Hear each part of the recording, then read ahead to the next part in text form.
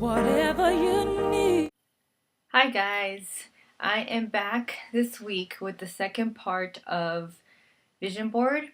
And in this part, which is part two, we're going to be actually creating the vision board. So I'm just going to show you how it is that I actually put my vision boards together. So I have a little bit of a pile here. I'm going to be moving around to show you. So the first thing I have over here is I have some scissors. You're going to need scissors. I have cute little post-its. So in case you can't find a picture or you need a particular word, I'm going the wrong way, of what you want on your vision board, you can use cute little post-its, and of course my little trusty tool here, my Sharpie, to write on there. I also have these cute little push pins. Oh, I'm going the wrong way again. Okay, so cork boards work really well because you can move things in and out pretty good. So I got these cute little push pins so that way my vision board can be useful and pretty at the same time. Then I also have a whole stack of magazines.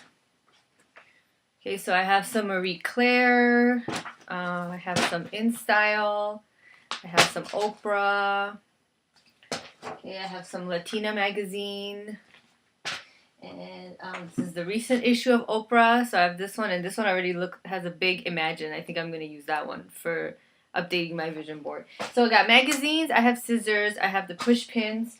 I also have a whole bunch of cutouts of things that I've already cut out. So this is kind of what you're going to be doing. You're going to be cutting out things that call to you.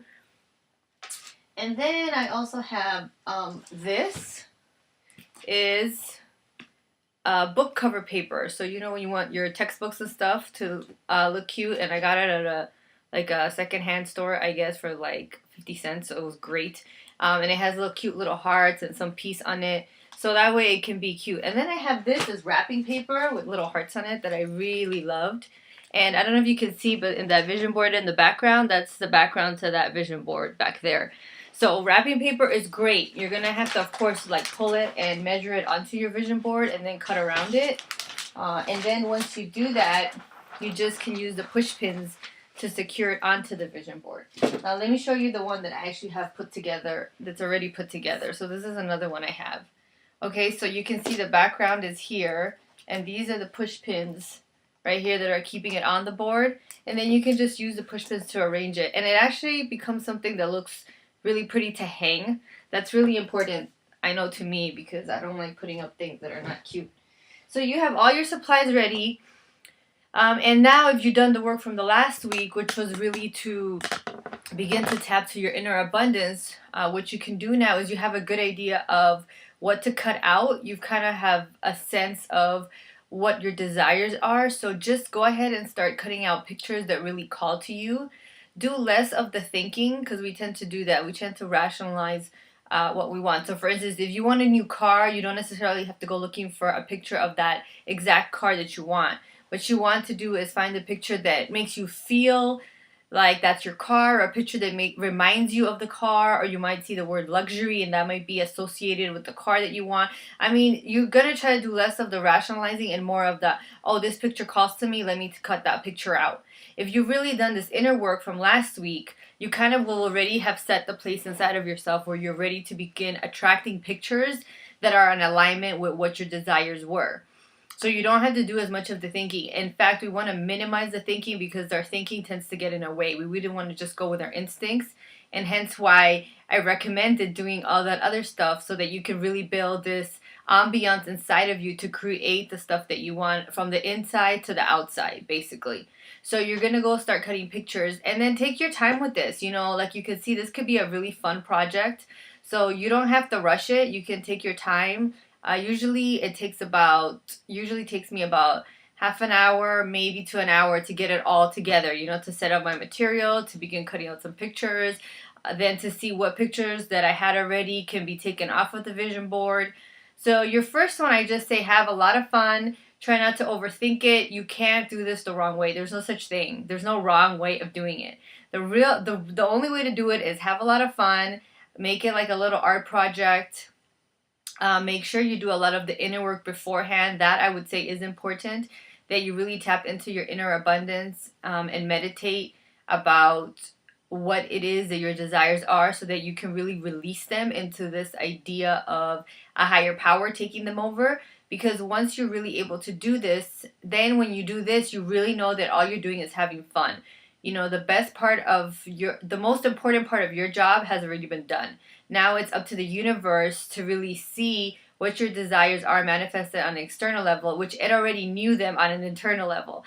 So either way, it's its job to go ahead and take that and actually make it something that comes into your life on an external form. So your job has already been done. So this part is you just using a very practical and fun tool, making it pretty so that you can actually, like, you can see mine in the background, so you can actually hang it up in your house.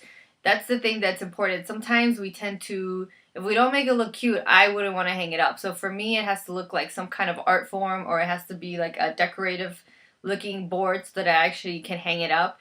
Some people actually just put the stuff on the wall. That could work for you as well. The cork board actually provides some kind of structure so that you can, if you wanted to put two next to each other, it might be a little bit more appealing on the eyes. So I hope I gave you a good form and a good place to start with. I gave you the magazines, I gave you the push pins, you need scissors, the post-its to write little notes on if you want to add those. I think you can see my hearts in the background. I've added things that I didn't find in the magazine on the hearts. The wrapping paper, how to just kind of measure it out to the board, and that way your board can have a nice background. And next week, what I'm going to talk about related to the vision board is really begin to manifest those things on the board. And I have 3 great tips that can really help you, because once it's up, you might start to feel that usual thing that we feel like, okay, well, now what do I do? What do I do now to make it happen? So next week is really going to be talking about getting you to a place where you don't feel like that. You don't have to feel like you have to go make something happen, or do something in order for it to happen. And don't get confused. That doesn't mean you're just going to sit around and do nothing. That's not what I'm saying. But a lot of times we kind of run around trying to do a whole bunch of stuff, thinking that all these things that we're going to do is going to make our one dream come true. And when we really tap into this inner abundance, we receive guidance. And the guidance lets us know the best place to go next. So instead of having to go to a numerous amounts of avenues to try to make our dream happen, we tend to just know, because we're in a place of listening and receiving, that, okay, this has come into my life, this is the way I'm going to do it. It's a lot less exhausting to do one thing that you know is going to work out than to know a whole bunch of things that you're not even sure if they're the right way you're supposed to be doing them. And that's what we tend to do. We tend to do a whole bunch of things thinking that we have to, push and scream and try to manipulate and try to go out and make things happen and control a situation, instead of really realizing that if we tap into this inner abundance that we all have, make a vision board, put it out there, and just chill out and wait for the next step to present itself, life goes a lot easier, and we really bring in these miracles into our lives, and we don't have anxiety and stress. We actually have lots of fun cutting out pictures and putting up little hearts.